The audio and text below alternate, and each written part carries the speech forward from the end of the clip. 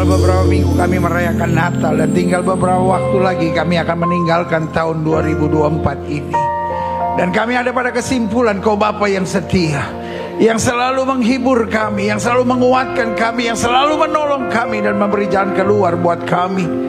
Karena itu kami tidak mau jauh dari Tuhan, karena kami tahu sebelum tahun ini berakhir akan ada pernyataan Tuhan dalam kehidupan kami. Kami diberkati, ditolong, dikuatkan dalam anugerah Tuhan yang sempurna. Karena itu dengan bangga kami nyatakan, Nabi boleh banyak, agama boleh banyak, Rasul boleh banyak, Juru Selamat hanyalah Yesus Kristus, Tuhan dan Raja. Haleluya.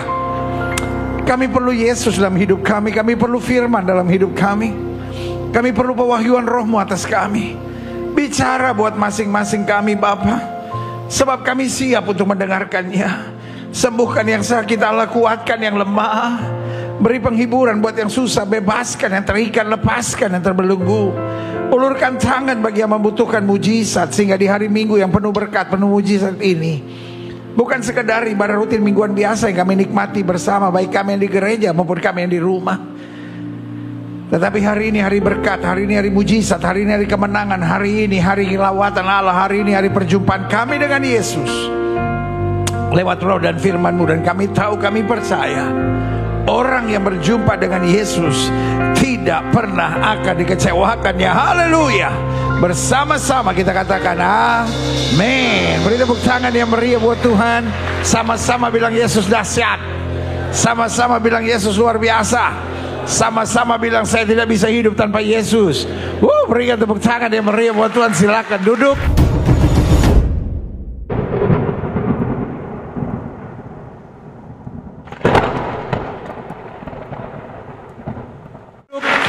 Tuhan memberkati Bapak Ibu Saudara sekalian. Haleluya. Yesus kita dahsyat dan luar biasa. Amin. Right. Pegang Alkitab kita di tangan kanan, angkat tinggi lewat kepala. Tanda kita mengakui Alkitab kita sebagai otoritas tertinggi dalam kehidupan iman kita. Kita mau ucapkan bersama apa yang kita akui sebagai pengakuan iman kita. Sama-sama bilang sama saya sesuai dengan kesaksian Alkitab ini. Aku percaya Allahku Esa, Maha Kuasa dan Maha Besar. Aku percaya Yesus Kristus adalah Allah sendiri yang telah menjadi sama dengan manusia. Ia adalah Juru Selamat yang bertanggung jawab dan mengasihi aku. Aku percaya Roh Kudus adalah Roh Allah sendiri yang senantiasa menyertai dan membimbing kehidupanku. Aku percaya Alkitab ini adalah firman Allah yang akan senantiasa menjadikan hidupku kudus, berkemenangan, diberkati, penuh mujizat, dan selalu menjadi berkat. Amin. Great. Buka Alkitab kita sama-sama. Hari ini kita akan melanjutkan pembahasan tentang 33 hal yang perlu kita hindari dalam perjanjian baru. Selalu saya nyatakan, mencintai bukan hanya melakukan yang Yesus suka, tapi mencintai juga berarti berani meninggalkan apa yang Yesus gak suka. Sama-sama bilang sama saya harus berani meninggalkan. Sama-sama bilang sama saya harus berani meninggalkan apa yang Yesus gak suka. Amin. Setiap minggu kita deklarasikan ini supaya automatically, secara otomatis, setiap kali ada hal-hal yang Yesus gak suka, roh kita menolaknya. Setuju? Karena bisa saja dari pengaruh lingkungan, bisa saja dari bujuk rayu setan, ada hal-hal yang Yesus gak suka tanpa kita sadari, kita kompromi. Tetapi kalau setiap kali kita deklarasikan, kita yakin, automatically, kalau ada yang kita tahu Yesus gak suka, roh kita menolaknya, sehingga kita terus berjalan kehendak Allah. Itu juga berikan tepuk tangan yang meriah buat Tuhan.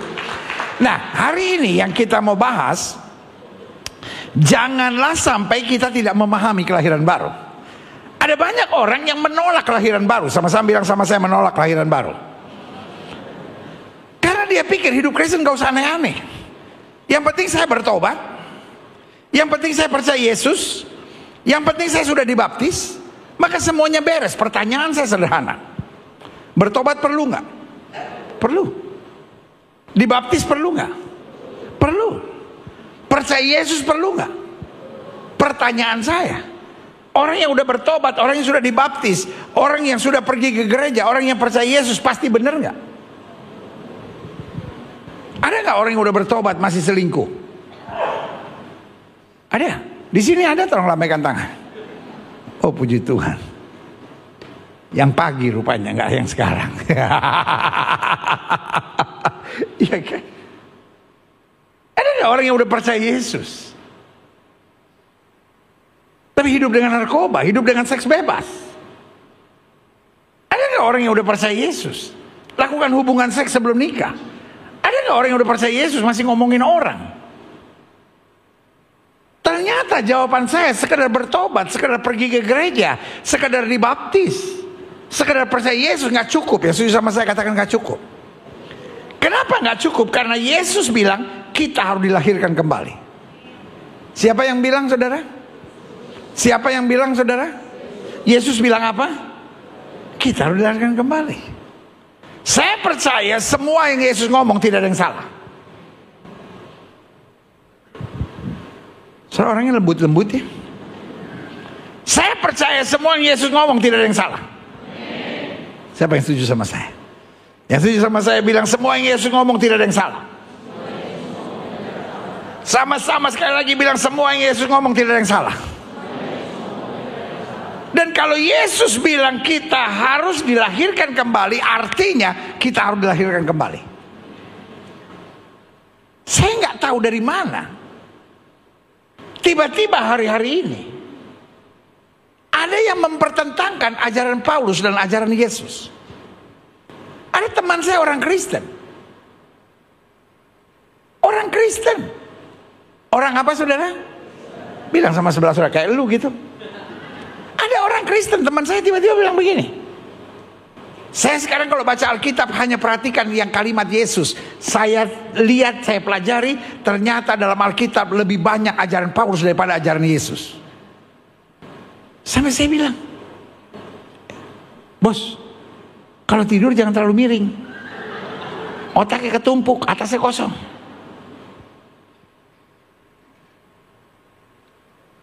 Tapi ternyata bukan hanya di kalangan Kristen ada yang koplak seperti itu. Ada kelompok orang Kristen hari ini kalau baca Alkitab cuman yang tentang Yesus, cuman Matius, Markus, Lukas, Injil, yang lain dia nggak mau baca. Karena dia bilang yang lain itu bukan ajaran Yesus tapi ajaran Paulus. Lalu hari-hari ini di YouTube banyak kelompok yang bukan Kristen, kelompok saudara sepupu kita, tiba-tiba bilang orang Kristen yang sekarang udah gak benar.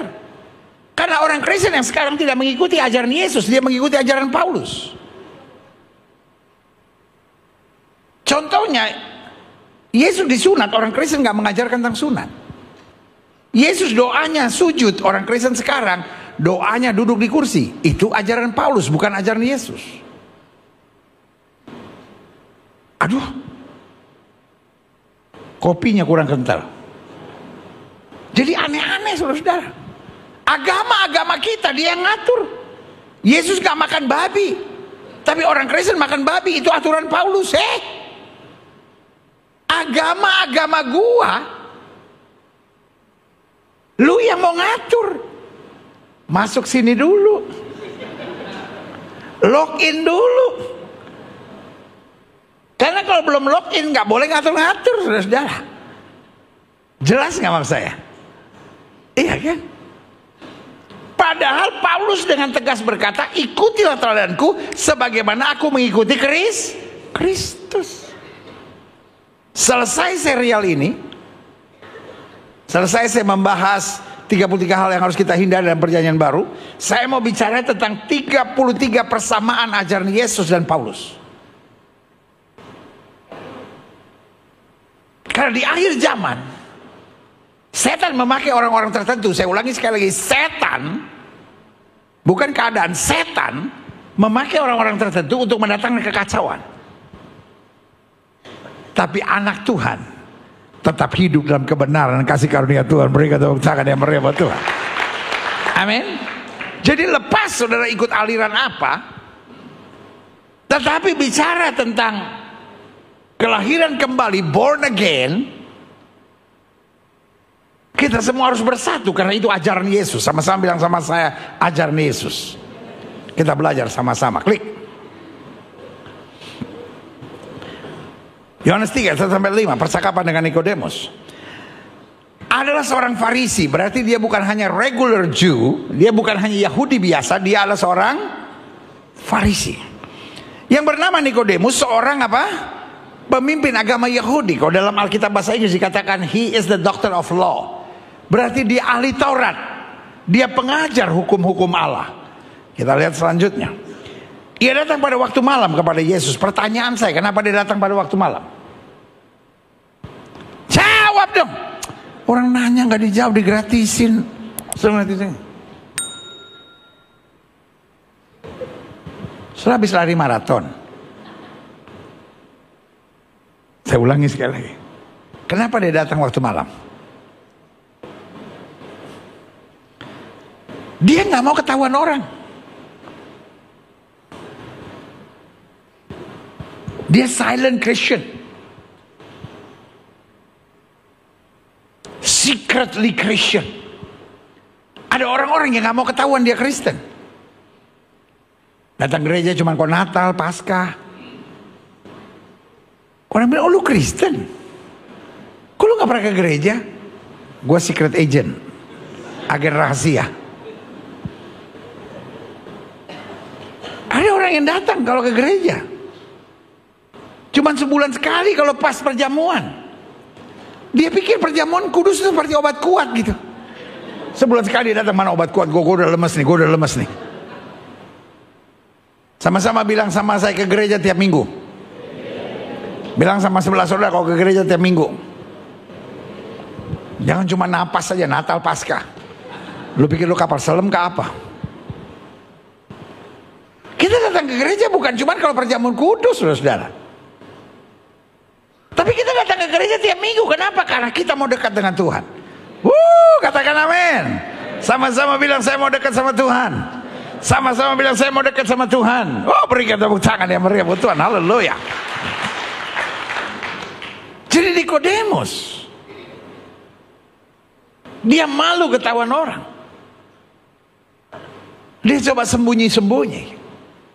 Jadi dia datang waktu malam kepada Yesus dan berkata, Rabi, kami tahu engkau datang sebagai guru yang diutus Allah, sebab tidak ada seorang pun yang dapat mengadakan tanda-tanda yang kau adakan itu jika Allah tidak menyertainya. Saudaraku, tidak berlebihan kalau saya bilang, dari orang-orang Farisi dan ahli Taurat hanya satu yang punya keyakinan seperti Nikodemus. Dia begitu mengetahui Alkitab, dia begitu mengetahui tentang Yesus, dia begitu menghargai Kristus. Dia memanggil Yesus Rabi. Sementara ahli Taurat lain, orang Farisi lain menyebut Yesus penyesat. Bahkan sebagian berkata dia kerasukan setan, dia diikat oleh Beelzebul. Tapi beda banget dengan Nikodemus. Nikodemus bilang apa? Rabi, kami tahu engkau datang sebagai guru yang diutus Allah, sebab tidak ada seorang pun yang dapat mengadakan tanda-tanda yang kau adakan itu jika Allah tidak menyertainya. Berarti dia tahu persis Yesus mengerjakan mujizat karena Allah menyertainya. Amin. Dia punya pandangan yang hebat tentang Yesus. Sama-sama bilang sama saya, dia punya pandangan yang hebat tentang Yesus. Yesus menjawab, katanya, aku berkata kepadamu, sesungguhnya jika seorang tidak dilahirkan kembali, ia tidak dapat melihat kerajaan Allah. Ayat yang keempat.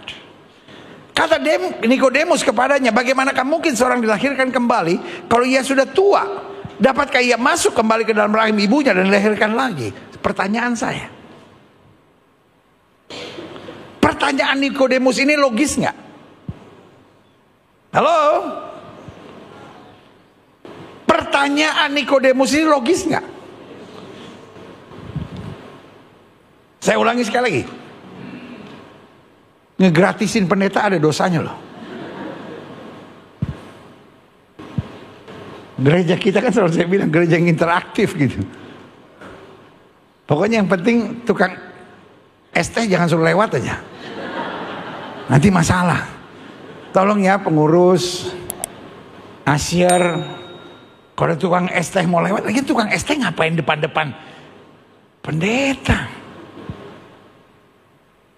Bisa masalah loh. Bisa saya mundur jadi gembala. Gara-gara ada yang nanti segini. Mungkin dalam hatinya, baru saya mau jualan es teh. Saya mau tanya sama saudara, pertanyaan Nikodemus logis nggak? Sangat logis. Never heard about that. Seumur hidupnya dia tidak pernah mendengar bahwa seorang harus dilahirkan kembali. Sudah tanya, aku sudah tua, aku harus masuk rahim ibu lagi? Itu kalau ibu saya masih hidup. Kalau ibu saya udah nggak hidup, saya harus masuk ke kuburan lagi? Logis? Logis. Itu yang saya bilang logika daging. Sama-sama bilang sama saya, logika daging.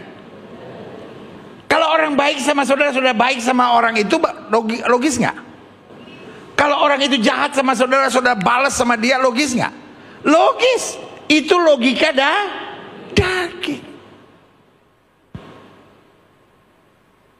Tapi anak Tuhan Yesus, yang Yesus katakan dilahirkan kembali, dia punya logika sorga. Sama-sama bilang dari logika daging menuju logika sorga. Itulah artinya dilahirkan kembali. Manusia lama saya dengan logika daging sudah mati, disalibkan bersama dengan Kristus. Tetapi Roh Kudus dalam saya bangkit, menjadikan saya hidup dalam Roh Allah. Sehingga logika yang saya pakai, logika sorga. Berikan tepuk tangan yang meriah buat Tuhan. Apa itu logika sorga? Logika sorga adalah kalau orang baik sama saya akan baik sama dia. Tapi kalau dia berbuat jahat sama saya tetap berbuat baik, karena yang jahat sudah Tuhan angkat dalam hidup saya. Amin. Logika daging berkata, pendeta, kalau orang sakitin saya ngalah, lama-lama saya diinjak-injak. Kalau saya sabar, nanti dia permainkan saya. Nanti dia manfaatkan saya. Tapi logika sorga berkata, selama saya tidak miring ke kiri maupun miring ke kanan, Tuhan yang akan bela saya dan nyatakan kemuliaan. Yang setuju katakan amin. Yusuf punya logika sorga. Walaupun dia dibuang ke dalam penjara dengan tuduhan pemerkosaan, dia bilang apa? Manusia boleh mereka-rekakan yang jahat, Allahku mereka-rekakan untuk kebaikan. Maria dan Yusuf punya logika sorga. Karena Maria baru berumur 14 sampai 15 tahun, tiba-tiba dia mengandung. Logika dagingnya akan berkata, saya dipermalukan orang, saya akan direndahkan orang, saya akan dibully orang. Tapi logika sorganya berkata, jadilah kepadaku seperti yang kau katakan, sebab sesungguhnya aku ini hamba Tuhan. Artinya hamba Tuhan selalu bersyukur, hamba Tuhan selalu beriman, hamba Tuhan selalu percaya jalan Tuhan yang terbaik. Taruh tangan kanan saudara di dada, sama-sama bilang, sesungguhnya aku ini hamba Tuhan. Berarti kita dilahirkan kembali dan pola pikir kita logika sorga. Amin. Yesus punya logika sorga. Logika dagingnya berkata, kalau aku mengambil Maria, itu menjadi masalah yang serius bagi aku. Karena itu logika dagingnya membuat dia mau menceraikan Maria secara diam-diam. Tapi waktu dia mempertimbangkan maksudnya itu, dia dengar suara dari sorga. Jangan takut mengambil Maria sebagai istrimu, sebab anak yang di dalam kandungannya adalah dari Roh Kudus. Dia bisa berdebat, dia bisa melawan. Banyak kita dengar firman Tuhan melawan. Masa saya mesti sabar, masa saya mesti berserah, masa saya ngalah, masa saya cuma beriman. Tapi firman Tuhan tidak pernah salah. Saudara-saudara di rumah ketik live chat saudara, firman Tuhan tidak pernah salah. Saudara-saudara di gereja angkat tangan dan sama-sama bilang sama saya, firman Tuhan tidak pernah salah. Sama-sama bilang firman Tuhan tidak pernah salah. Sama-sama bilang firman Tuhan tidak pernah salah. Berikan tepuk tangan yang meriah buat Tuhan. Sama-sama bilang sama saya, logika sorga. Saya berdoa hari ini, yang tinggal 2 minggu ke depan lagi kita akan merayakan Natal. Saya berdoa supaya setiap saudara disingkapkan Tuhan. Kalimat profetik kita hari ini yaitu logika sorga. Sehingga setiap kali saudara kecewa, setiap kali saudara sakit hati, setiap kali saudara merasa tersisih, setiap kali saudara merasa tersinggung, saudara ingat, saya nggak boleh pakai logika daging, saya harus pakai logika sorga. Klik. Jawab Yesus, aku berkata kepadamu, sesungguhnya jika seorang tidak dilahirkan dari air dan roh, ia tidak dapat masuk ke dalam kerajaan Allah. Makanya Alkitab berkata, kalau kamu tidak dilahirkan kembali, kamu tidak akan melihat aja enggak, apalagi masuk. Ayat 6, apa yang dilahirkan dari daging adalah daging. Logikanya tetap logika daging, pikirannya, keputusannya daging. Dan apa yang dilahirkan dari roh adalah roh.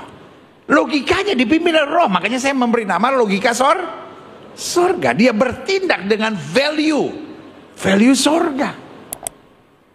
Dalam langkahnya dia dipimpin oleh roh. Sama-sama bilang, saya dipimpin oleh roh. Ayat 7. Janganlah engkau heran. Don't be amazed. Jangan heran, karena aku berkata kepadamu, kamu harus dilahirkan kembali.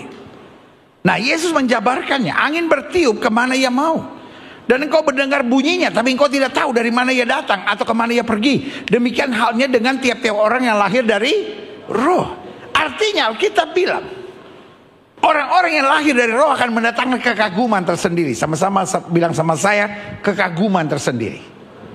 Iya kan? Orang akan heran sama saudara. Orang akan kagum. Ini orang masalahnya bertubi-tubi, tapi dia tidak pernah mengeluh. Saya pernah gak ketemu orang yang masalahnya bertubi-tubi, tapi tidak pernah mengeluh? Gak pernah. Pergaulan saudara rendahan banget ya. Saya pernah ketemu orang yang menghadapi masalah bertubi-tubi tetap ceria? Pernah? Tidak? Makanya bergaul sama anak Tuhan, saudara. Jangan bergaul sama preman pasar. Ya, kan? Ada orang-orang yang menghadapi masalah bertubi-tubi tapi tetap santai. Kenapa? Itu yang Alkitab bilang seperti angin, gak tahu dari mana datangnya, tapi nyata pekerjaannya. Orang kalau ada Roh Kudus dalam hidupnya, kita gak tahu kenapa kita bisa kuat, tapi kuasa Tuhan menguatkan kita. Itu juga katakan amin. Saya pernah gak ketemu orang, tapi kita gregetan gitu. Ini orang difitnah orang, diomongin orang, tetap sabar, tetap berserah sama Tuhan. Ada orang belum diomongin, ngomongnya udah, semua orang ngomongin saya, ih so seret banget lu.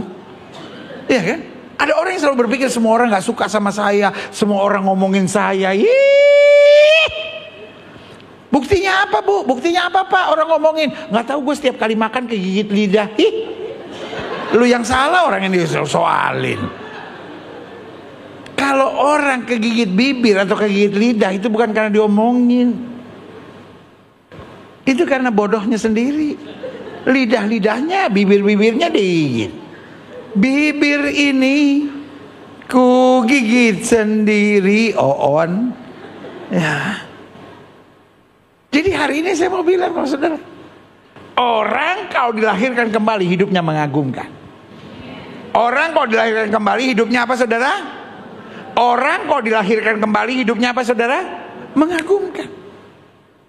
Aduh pendeta, kalau mau jujur secara keuangan, saya itu lagi ada badai lu pendeta, tapi ada aja berkat Tuhan, semua cukup. Nggak ada yang bilang amin. Duh, berat sekali hidup saudara kayaknya. Siapa yang percaya itu bisa terjadi? Sama-sama bilang Tuhan mencukupi. Sama-sama bilang Tuhan menyediakan. Sama-sama bilang Tuhan melakukan hal yang dahsyat dan luar biasa. Berikan tepuk tangan. Yang penting logika kita, logika surga. Makanya Paulus bilang kami memiliki pikiran Kristus. Jadi jangan mikirin hal-hal yang negatif. Jangan pakai logika daging. Pakai logika surga. Klik. Wow. Nikodemus menjawab, bagaimanakah mungkin hal itu terjadi sih? Orang yang berpikiran daging tidak bisa mengerti hal-hal yang dari surga. Ayat 10. Jawab Yesus, engkau adalah pengajar Israel. You are doctor of law. dan engkau tidak mengerti hal-hal itu? Aku berkata kepadamu, sesungguhnya kami berkata-kata tentang apa yang kami ketahui, dan kami bersaksi tentang apa yang kami lihat, tapi kamu tidak menerima kesaksian itu. Kamu tidak percaya. Rupanya ini kuncinya. Sama-sama bilang, kuncinya adalah iman. Sama-sama bilang sama saya, kuncinya adalah iman. Makanya Paulus bilang, hidup yang kami jalani bukan karena melihat, tapi karena percaya. Saya tetap yakin firman Allah tidak pernah salah. Pak, Bu, sebelum tahun ini berakhir, kita imani pokoknya firman Tuhan tidak pernah salah. Cukuplah hari-hari di mana saudara stres. Cukuplah hari-hari di mana saudara kalut. Cukuplah hari-hari di mana engkau sakit hati, engkau stres, engkau kepahitan, engkau menyimpan kekecewaan. Cukup. Mulai sekarang kita pakai logika sorga. Selama saya menabur dengan air mata, selama saya tidak miring ke kiri ataupun miring ke kanan, selama aku mencari kerajaan Allah dan kebenarannya, semuanya akan ditambahkan dalam kehidupanku. Haleluya. Sama-sama bilang logika sorga. Logika daging 1 tambah 1 sama dengan 2. Logika sorga 1 tambah 1. Kalau Tuhan mau 10.000, 10.000. Amin. Gaji saya cuma 2,5 juta pendeta. Gaji saya cuma 6 juta pendeta. Kau dipotong perpuluhan lagi, belum lagi kontrakan, belum lagi ini, nggak cukup pendeta. Tapi logika sorga bilang, selama saya mendahulukan Tuhan, pasti ada mujizat. Siapa yang percaya Tuhan tidak pernah salah? Sama-sama bilang, Tuhan saya tidak pernah salah. Yuk, saya mengajak jemaat yang olehnya Tuhan percaya untuk saya gembalakan. Memasuki 2025, kita jangan buat kesalahan yang sama. Sudah cukup kita beriman, tapi gaya kita masih logika daging. Tapi sekarang kita beriman dengan logika sorgawi. Kita pegang firman, langit dan bumi boleh lenyap, tapi firman Allah tinggal tetap. Lanjut. Kamu tidak percaya waktu aku berkata-kata dengan kamu tentang hal duniawi. Bagaimanakah kamu akan percaya? Bagaimanakah kamu akan beriman kalau aku berkata-kata dengan kamu tentang hal-hal surgawi? Ayat 13. Tidak ada seorang pun yang telah naik ke sorga selain daripada dia yang telah turun dari sorga, yaitu Anak Manusia. Dengan lain kata, Yesus berkata, I give you another culture. Aku berikan kepadamu value, kebudayaan yang berbeda, yaitu nilai dan kebudayaan sorga. Kita bukan hidup lagi dengan cara daging, kita hidup dengan cara sorga. Sehingga berkat kita bukan karena menjilat, berkat kita bukan karena cari muka. Yang menjilat akan tetap menjilat, yang tukang cari muka akan tetap cari muka. Tapi anak Tuhan berjalan dalam kebenaran. Berkat kita bukan datang karena manusia kasihan sama kita. Berkat Tuhan bukan karena manusia senang sama kita. Tapi berkat Tuhan karena tingkap-tingkap langit dibukakan dan Tuhan curahkan berkatnya berkelimpahan. Dan saya katakan amin. Amin. Lanjut. Dan sama seperti Musa meninggikan ular di padang gurun, demikian juga Anak Manusia harus ditinggikan. Saudaraku tahu nggak? Waktu Musa meninggikan ular di padang gurun, orang yang melihat ular menjadi sembuh. Sekarang saya mau tanya sama saudara, logikanya masuk nggak?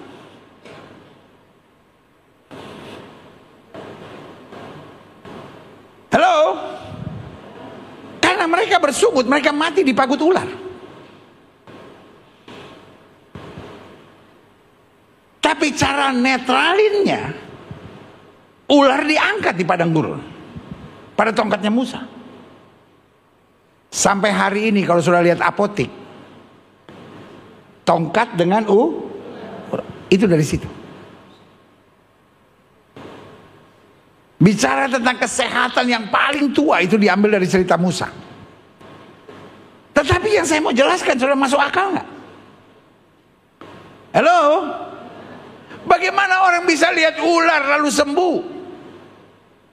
Bukan lihat ularnya, bos, tapi ketaatan pada firman-Nya. Sama-sama bilang sama saya, taat pada firman. Menuntut saya pada hal-hal yang dahsyat dan ajaib. Sama-sama bilang sama saya, kalau saya taat pada firman, saya akan lihat hal-hal yang dahsyat dan ajaib. Siapa yang masih percaya? Berikan tepuk tangan yang meriah buat Tuhan. Amin.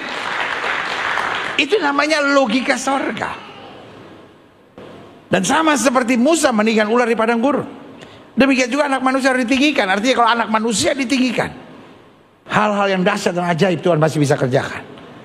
Supaya setiap orang yang percaya kepadanya, setiap orang yang punya logika sorga, akan beroleh hidup yang kekal, akan selalu mengalami hal-hal yang luar biasa. Amin.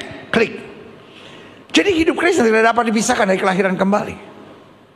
Jadi menolak kepentingan, menolak pengertian tentang dilahirkan kembali, itu hanya akan membuat hidup kita miserable, hanya akan membuat hidup kita aut-autan, saudara. Karena Alkitab tidak memberi pilihan yang lain. Alkitab tidak berkata kalau kamu tidak mau dilahirkan kembali, coba yang lain. No. Saya khawatir banyak gereja hari-hari ini tidak pernah mengkhotbahkan tentang dilahirkan kembali. Bahkan ada banyak gereja yang menganggap doktrin dilahirkan kembali adalah doktrin gereja tertentu. Oh ya, gereja kami tidak percaya kelahiran kembali, sebab dilahirkan kembali itu doktrin gereja-gereja ini. Saya percaya this is not doctrinal. Yang saya percaya ini kehendak Tuhan Yesus. Siapa yang percaya ini kehendak Tuhan Yesus? Yang setuju sama saya katakan kelahiran kembali adalah kehendak Tuhan Yesus. Berarti saya harus mengalaminya. Haleluya, klik. Makanya Yohanes pasal 3 ayat 3 bilang, Yesus menjawab katanya, aku berkata kepadamu sesungguhnya jika seorang tidak dilahirkan kembali, mau kamu sudah dibaptis, mau kamu Kristen, mau kamu pergi ke gereja, mau kamu terlibat dalam pelayanan, kamu tidak dapat melihat kerajaan Allah. Titik. Setuju? Alkitab tidak bilang kalau kamu udah dibaptis kamu gak perlu dilahirkan kembali. Alkitab juga gak bilang bahwa kamu baptisan dan kelahiran kembali adalah hal yang sama. Dibaptis adalah pernyataan iman kita, tapi dilahirkan kembali adalah kesiapan. Manusia lama kita mati dan turut disalibkan bersama dengan Kristus supaya kuasa Roh Kudus dapat membimbing kita dalam kehendaknya. Amin. Ayo lihat selanjutnya. Nah, kemudian saya simpulkan dengan ini. Adapun saya jumpai minimal ada 5 elemen dasar seorang dilahirkan kembali. Kenapa penting elemen dasar ini? Supaya saudara bisa berkaca. Karena Alkitab bilang dari buahnya lah. Semua orang bisa saja bilang, saya sudah dilahirkan kembali. Apa tandanya? Saya sudah ke gereja, saya suka baca Alkitab, saya suka nyanyi lagu rohani, saya pakai kalung salib. No. Ada 5 elemen dasar tanda seorang sudah dilahirkan kembali. 1, transformation. Sama-sama bilang sama saya, transformasi. Perubahan yang signifikan. Jangan bilang sama saya, dulu saya merokok 3 bungkus sehari pendeta, sekarang puji Tuhan tinggal 1,5. Itu bukan transformation. Itu lebih baik dikit. Apa saudara? LBD, lebih baik dikit. Sudah transformasi? Atau masih lebih baik dikit? Dulu pendeta, waduh, saya judi, minum mabuk, obat terlarang, seks bebas. Aduh puji Tuhan sekarang semua udah saya tinggalkan. Cuma seks bebasnya saya kadang-kala masih berbutuh lah pendeta. Itu bukan transformasi, itu namanya LBD, lebih baik dikit. Tapi yang Tuhan inginkan perubahan. Apa yang dulu kuanggap kebanggaan, kata Alkitab, sekarang kuanggap sampah. Karena pengenalan akan Yesus Kristus Tuhanku jauh melebihi segalanya. Berikan tepuk tangan yang meriah buat Tuhan. Klik. Janganlah kamu menjadi serupa dengan dunia ini, tapi berubahlah. Sama-sama bilang sama saya, berubahlah. Bertransformasilah oleh pembaharuan budimu, sehingga kamu dapat membedakan mana kehendak Allah, apa yang baik, yang berkenan pada Allah dan sempurna. Jadi yang kita cari sekarang bukan apa yang enak, apa yang menyenangkan, apa yang menguntungkan, tapi yang kita cari apa yang berkenan kepada Kristus. Amin. Sama-sama bilang sama saya, transformasi. Yang kedua, elemen dasar dilahirkan kembali adalah regeneration. Sekarang bukan hanya transformasi, tapi perubahan. Transformasi membutuhkan perjuangan. Tapi pembaharuan membutuhkan penyerahan. Ngerti? Transformasi start from your head. But regeneration start from your heart. Ketika hati kita sudah diperbaharui. Makanya Alkitab bilang apa? Anggur yang baru tidak bisa disimpan dalam kirbat yang lama. Beresin dulu kirbat kita. Kita berserah kepada Tuhan, pembaharuan mulai terjadi. Dulu pendeta, saya tuh kalau diomongin orang susah banget ngalah, susah banget sabar. Tapi sekarang hati saya tenang tuh. Amin. Dulu saya anggap bohong kalau kepepet ya apa mau dibuat pendeta. Tapi sekarang saya bohong sedikit aja deg-degan gitu. Saya bohong sedikit aja gak nyaman gitu. Saya kalau bohong masih nyaman gak? Oh nyaman ya. Master bohong semua rupanya ini. Saya pernah gak ngalamin? Dulu kayaknya saya kumpul, minum, bercanda yang cabul gitu. Biasa aja gitu. Tapi sekarang saya gak nyaman gitu. Saya kumpul sama teman-teman saya mulai gak nyaman. Dulu saya kalau pacaran pendeta kayak gurita gitu. Wah. Ratakan tanah bergelombang, timbunlah tanah yang berlubang. Wah, segala kegiatan dilaksanakan.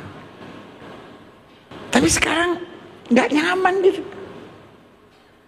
Dulu saya ngomongin orang kayak ada tuntunan Roh Kudus pendeta. Tapi sekarang ngomongin orang tuh kayak rasa dosa gitu. Itu yang saya bilang pembaharuan. Tuhan sudah robah hati saya. Dari hati yang keras, hati kepala batu, hati yang egois, hati yang mau menang sendiri, hati yang merasa saya memang orang yang begini mau diapain, berubah menjadi aku ingin senantiasa menyenangkan hatimu ya Kristus. Berikan tepuk tangan yang meriah buat Tuhan. Klik. Makanya Titus pasal 3, 4-7 bilang, tapi ketika nyata kemurahan Allah juru selamat kita dan kasihnya kepada manusia, sama-sama bilang nyata kemurahan Allah. Jadi regeneration mulainya dari nyata kemurahan Allah. Pada waktu itu dia telah menyelamatkan kita. Bukan karena perbuatan baik yang telah kita lakukan. Jadi bukan perjuangan. Tapi karena rahmatnya. Oleh permandian kelahiran kembali. Dan oleh pembaharuan yang dikerjakan oleh pembaharuan, regeneration. Ayat 6. Yang sudah dilimpahkannya kepada kita oleh Yesus Kristus juru selamat kita. Supaya kita sebagai orang dibenarkan oleh kasih karunia berhak menerima hidup yang kekal sesuai dengan apa? Pengharapan kita. Karena hati kita sudah diperbaharui. Saya kita cari perkenanan Tuhan. Sama-sama bilang saya cari perkenanan Tuhan. Yang kita cari bukan bagaimana harga diri. Yang kita cari bukan hanya keuntungan. Yang kita cari perkenanan Tuhan. Haleluya. Klik. Yang ketiga, elemen dasar dari dilahirkan kembali. Supaya kita tahu ciri-cirinya orang yang sudah dilahirkan kembali. Obedience. Sama-sama bilang sama saya taat. Taat gampang gak saudara? Halo, taat gampang gak? Taat susah buat orang yang sok tahu. Taat susah buat orang yang sok tahu. Tapi kalau kita tahu, oh kita lemah. Kalau kita tahu Yesus kita hebat. Kalau kita tahu Yesus tahu segala-galanya, kita tahu Yesus yang terbaik, kita mau taat. Setuju? Pak, Bapak jalan ke sebuah kota. Bapak ketemu teman Bapak. Budi, gimana Bud? Aduh, puji Tuhan, gue sekarang Kapolda. Oh lu Kapolda Bud sekarang? Iya. Jalan-jalan yuk, ikut gua. Saudara mau ikut nggak? Halo, saudara mau ikut nggak? Saudara percaya nggak sama dia? Ya percayalah, dia udah Kapolda. Saudara ketemu teman saudara, teman lama, teman sekolah. Bud, gimana Bud? Mantap. Lu sekarang tinggal di sini Bud? Di Makassar nih. Lu tinggal di sini sekarang? Iya. Udah 2 minggu. Yuk jalan-jalan sama gua. Mau nggak saudara? Nyasar. Baru 2 minggu. Jadi taat tergantung pengetahuan kita tentang siapa. Saya mau tanya sama saudara, kalau Yesus yang pimpin kira-kira aman nggak? Itu sama seperti orang buka apa itu? Google Map.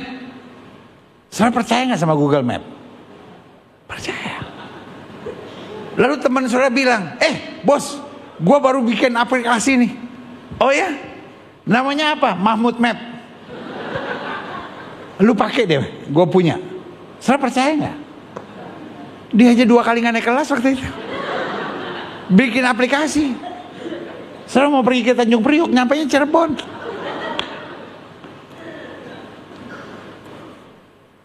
Nggak usah sok tahu. Kadang-kala kita misalnya gini nih, buka Google Map. Google Map suruh kita agak muter dikit. Nggak tahu jalan. Gua ambil jalan gua aja deh. Pas sudah ambil jalan yang biasa, sudah jalannya tiba-tiba macet. Macet total. Untung Google Map diem. Untung Google Map nggak bilang baru rasa lu ya. Kita kadang-kadang sok tahu Google Map aja kita lawan. Saya pernah dengar nggak orang yang buka Google Map terus bilang, Google Mapnya salah. Bukan Google Map yang salah, cara bacanya yang salah. Orang yang nggak ngerti pakai Google Map sebentar-bentar bilang Google Map salah. Saudara, dari Afrika sampai Eropa, semua orang pakai Google Map. Jadi kalau bilang Google Mapnya salah, otak lu yang kosong. Santai aja. Buat orang yang so tahu susah sekali taat, karena dia pikir gue yang paling ngerti. Tapi kalau kita tahu Tuhan yang paling benar, ikut Tuhan pasti lebih beres. Sama-sama bilang ikut Tuhan pasti lebih beres. Ikut jalan Tuhan pasti beres. Ikut jalan Tuhan pasti beres. Saudara-saudara yang sedang bingung dengan banyak hal, taruh tangan kanan saudara di dada dan bilang ikut Tuhan pasti beres. Gak usah panik. Tahun ini udah bentar lagi berakhir. Sebentar lagi kita masukin 2025. Masa mau panik terus sih? Masa mau stres terus? Saya ikut aja jalan Tuhan. Kadang-kala Google Map bawa kita ke jalan yang kita gak ngerti. Ikutin aja. Ujung-ujungnya kita sampai di tempat yang Tuhan kehendaki buat kita. Katakan amin. Klik. Yohanes 8 ayat 31-32, maka katanya kepada orang Yahudi yang percaya kepadanya, jikalau kamu tetap dalam firman-Ku, artinya dalam segala keadaan pokoknya pegang firman-Ku, kamu benar-benar adalah murid-Ku, dan kamu akan mengetahui kebenaran, dan kebenaran itu akan memerdekakan kamu. Berarti ada yang real disciples, ada yang pretend disciples, ada yang murid, benar-benar murid. Sama-sama bilang sama saya, benar-benar murid. Tapi ada yang bertindak kelihatannya seperti murid. Kalau dia masuk gereja, kalau dia pakai kalung salib, kalau dia udah dibaptis, kalau dia nyanyi lagu rohani, kita pikir dia murid. Tapi siapa yang disebut murid? Orang yang tetap tinggal dalam Kristus. Artinya orang yang mentaati Kristus. Makanya Yesus bilang apa? Tidak semua orang yang berseru Tuhan, Tuhan akan dapat masuk dalam kerajaanku, tapi mereka yang mereka yang mentaati, mereka yang tidak punya agenda sendiri, mereka yang percaya betul selama saya ada di jalan Yesus, pasti saya melihat berkat yang berkelimpahan. Amin. Lanjut. Yang keempat, elemen dasar dari dilahirkan kembali, satu transformation. Yang kedua apa? Regeneration. Yang ketiga apa? Obedience. Yang keempat, discernment. Terlatih untuk membedakan mana yang benar, mana yang salah. Klik. Ibrani 5 ayat 14. Tetapi makanan keras adalah untuk orang-orang dewasa yang mempunyai panca indera yang apa saudara? Terlatih untuk membedakan mana yang baik dan yang jahat. Ada orang yang satu hari dia push up 100 kali. Ada orang yang satu hari push up 20 kali. Ada orang yang push but never up. Semuanya itu tergantung apa saudara? Sama-sama bilang sama saya, latihan. Tidak ada orang bisa jago push up kalau tidak pernah latihan. Sama seperti orang berenang. Ada orang yang kalau lihat kolam renang takut kecebur. Tapi ada orang yang kalau lihat kolam renang seperti ikan betok, main masuk aja saudara-saudara. Nyaman aja dari kolam renang. Iya tuh. Kenapa yang satu nyaman di kolam renang, yang satu stres lihat kolam renang? Karena tergantung terlatih atau tidak. Ada orang Manado kaya sekali, namanya Ungke. Orang Manado ini kaya sekali. Aduh, rumahnya 2.500 meter. Itu rumah apa hotel, pendeta? Rumahnya gede banget. Tiba-tiba dia bilang sama kontraktornya, saya mau kamu bangun 3 kolam renang. Kontraktornya bingung, buat apa 3 kolam renang? Dia bilang, 1 untuk kolam renang air panas. Ini Jakarta, buat apa kolam renang air panas? Buat teman-teman saya yang sudah lanjut usia, supaya dia nggak encok, dia nggak masuk angin, dia nggak kena asam urat. Jadi dia berenang di kolam air panas. Kontraktornya pikir, pintar juga ini Ungke ini. Terus yang kedua, isi air dingin. Loh, untuk apa? Teman-teman saya masih muda-muda. Yang muda-muda nggak suka air panas. Dia senang segar. Pintar juga ini orang kaya Ungke ini, orang Sangir ini satu ini. Yang ketiga, jangan isi apa-apa. Loh, untuk apa? Teman-teman saya nggak bisa berenang. Supaya dia tetap bisa berenang di kolam yang tidak bisa berenang. Nah itu dia. Semua tergantung apa saudara? Latihan. Tuhan mau kita terlatih. Orang yang sudah dilahirkan kembali terlatih. Supaya hanya apa yang membangun, apa yang jadi berkat, apa yang memuliakan Kristus, itu yang dia pegang dalam hidupnya. Berikan tepuk tangan yang meriah buat Tuhan. Selanjutnya, yang kelima, yang terakhir, saya udah pemain musik maju ke depan. Adapun elemen dasar dari dilahirkan kembali, supaya kita dapat melihat sudahkah ciri-ciri ini ada dalam kehidupan kita, yaitu fruitfulness. Sama-sama bilang sama saya, hidup yang berbuah. Karena Alkitab berkata, aku menetapkan kamu supaya pergi dan menghasilkan buah. Yang setuju sama saya, taruh tangan kananmu di dada dan bilang, saya harus hidup berbuah. Saya harus hidup berbuah. Klik. Tetapi buah roh ialah kasih, sukacita, damai sejahtera, kesabaran, kemurahan, kebaikan, kesetiaan, kelemah lembutan, penguasaan diri. Tidak ada hukum yang menentang hal-hal itu. Buah pisang tidak usah dipaksa berbuah oleh pohon pisang. Sama-sama bilang sama saya, otomatis. Orang yang dilahirkan kembali, buahnya bukan kebencian, buahnya bukan dendam, buahnya bukan sakit hati, buahnya bukan balas yang jahat dengan yang jahat, tapi kasih, kemurahan, penguasaan diri, kelemah lembutan, dan hal-hal yang baik yang Tuhan nyatakan buat kita. Hanya tinggal beberapa minggu kita merayakan Natal, dan hanya tinggal hitungan gak lama lagi kita akan meninggalkan tahun ini. Kita belajar hal-hal negatif kita di tahun ini. Kita memasuki tahun 2025 dengan keyakinan saya harus dilahirkan kembali, sehingga aku hidup, tapi bukan lagi aku yang hidup, Kristus yang hidup dalam aku. Berikan tepuk tangan yang meriah buat Tuhan. Saya undang kita hari ini di rumah Tuhan, kita diingatkan tentang anugerahnya, tentang kasih karunia, tentang kuasanya yang mengarahkan kita untuk dilahirkan kembali.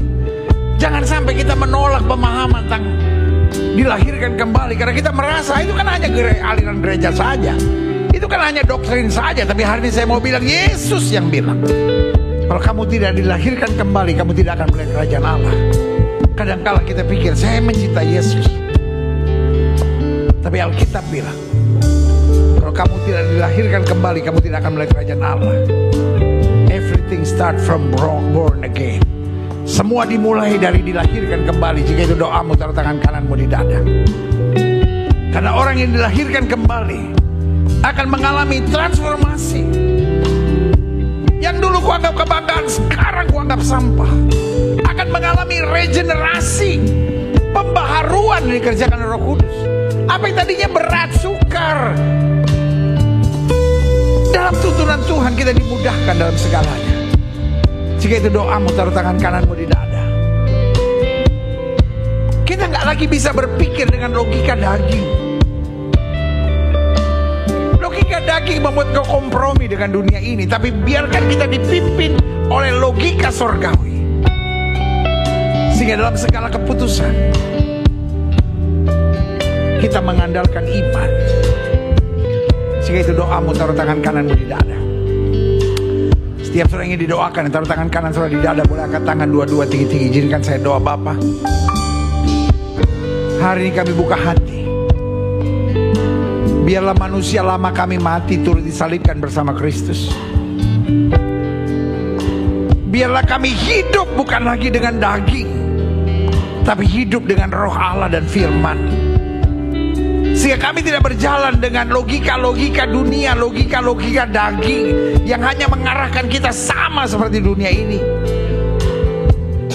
Tapi biar mulai hari ini kami menjalankan logika sorgawi yang membuat kami hidup dalam kehendak Allah yang sempurna.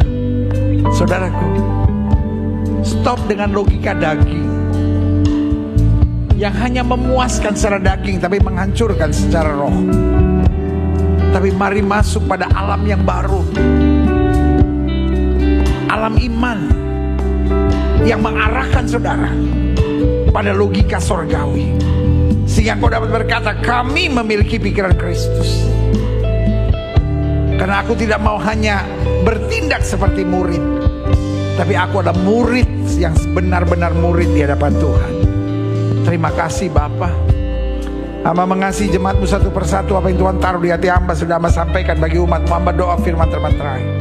Apa saja yang mereka kerjakan dibuat Tuhan berhasil. Mereka gak turun tapi naik. Mereka gak jadi ekor, mereka jadi kepala. Hari-hari yang penuh mujizat boleh menjadi bagian hidup mereka. Terima kasih. Hamba juga doa buat yang sakit Allah, karena hamba percaya kesembuhanlah hak mutlak kami sebagai orang percaya. Setiap orang yang sakit, letakkan tangan kananmu di bagian tubuh yang sakit. Bapa, firman-Mu ya dan amin itu kami percaya. Firman-Mu berkata orang percaya akan tumpang tangan buat yang sakit dan yang sakit akan disembuhkan. Dengan iman kami letakkan tangan kanan kami di bagian tubuh kami yang sakit. Kami tolak sakit penyakit, kami tolak kelemahan tubuh, kami tolak campur tangan kegelapan, kami patahkan kuasanya di dalam nama Yesus. Hai setan sakit penyakit, kau tidak punya kuasa. Kami perintahkan sekarang keluar dalam nama Yesus. Keluar dalam nama Yesus. Mengalir kuasa kesembuhan, mengalir kuasa kesembuhan dari ujung kepala sampai ujung kaki. Segala virus, bakteri, kuman kami hancurkan dalam nama Yesus. Segala peradangan, segala infeksi sembuh dalam nama Yesus. Segala kuasa kegelapan, kutuk-kutuk penyakit kami perintahkan keluar dalam nama Yesus. Dari ujung kepala sampai ujung kaki mengalir kuasa Tuhan. Ginjal disembuhkan Tuhan, jantung disembuhkan Tuhan, paru-paru, liver sembuh dalam nama Yesus. Gangguan pada telinga, hidung, tenggorokan, gangguan pada mata, gangguan dengan sakit kepala, gangguan saraf sembuh dalam nama Yesus.